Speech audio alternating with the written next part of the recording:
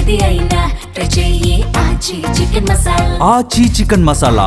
ఈ వారమే ఆస్కార్ సంబరం జరగనుంది. RRR సినిమా ఆస్కార్ బరిలో ఉన్న టైంలో ఇండియన్ ఆడియన్స్ కూడా ఆస్కార్ వేడుకల కోసం ఎంతో ఎదురు చూశారు. అకాడమీ అప్డేట్స్ ని మినిట్ టు మినిట్ ఫాలో అయ్యారు.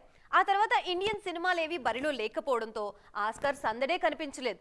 మరి అప్కమింగ్ మూవీస్ లో అయినా ఆస్కార్ బరిలో సత్తా చాటే సినిమాలు ఉన్నాయా?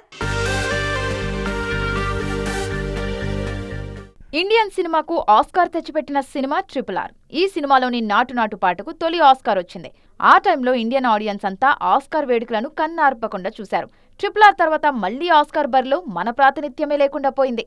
దీంతో ఆస్కార్ గురించి మన దగ్గర మాట్లాడుకునే వారే కరువయ్యారు. కానీ అప్కమింగ్ సినిమాల్లో మాత్రం ఆస్కార్ ఆశలు కలిగించే కంటెంట్ గట్టిగానే కనిపిస్తోంది. ముఖ్యంగా భారత్కు తొలి అకాడమీ అవార్డు అందించిన జక్కన్న నెక్స్ట్ ఇయర్ వారణాసి మూవీతో ప్రేక్షకుల ముందుకు వస్తున్నారు. గ్లోబల్ రేంజ్ కంటెంట్తో వస్తున్న ఈ సినిమాకు ఆస్కార్ల పంట పండటం ఖాయమన్న అంచనాలున్నాయి. ఇంగ్లీష్ ఆడియన్స్ ను టార్గెట్ చేస్తూ రూపొందిస్తున్న ఇండియన్ మూవీ టాక్సిక్. కన్నడతో పాటు ఇంగ్లీష్లోనూ ప్యారలల్ గా తెరకెక్కిస్తున్న ఈ సినిమా కూడా ఆస్కార్ రేసులో సత్తా చాటే ఛాన్స్ ఉందన్న అంచనాలున్నాయి. కంటెంట్ పరంగా ఇప్పటికే గ్లోబల్ రేంజ్ లో డిస్కషన్ పాయింట్ అయింది టాక్సిక్.